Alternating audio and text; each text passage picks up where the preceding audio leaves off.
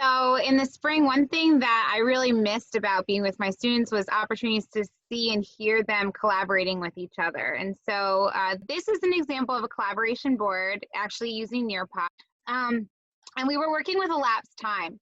So what I wanted to do was I wanted to have students talk to each other about how they solved their problems. Since we weren't live in any format, I still wanted to find a way for them to communicate with one another. If you look at each of those Post-its, each one represents a student. And what they did was the first student started out by saying, I know the movie ends at 8:15, and then continued to talk a little bit about how they use the number line to figure out the elapsed time.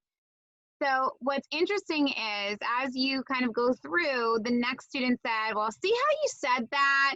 And then the next person talked about, well, I subtracted this way. And if you get down to about the fifth Post-it, because they do follow in chronological, like when they submitted it, you can see a student say, oh, so you can subtract 15 minutes 4 times, or subtract a whole hour at 1 time.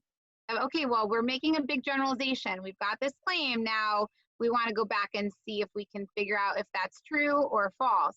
And actually, there's only one post here that represents me, and that started with excellent thinking. So each of the students went back and forth, and this fostered the opportunity for students to react to each other, to talk to each other, and also recognize the work of their peers, which was something that Gerald mentioned, this idea of, well, if somebody says like, good job, all of a sudden you feel like, okay, maybe my thinking was on target.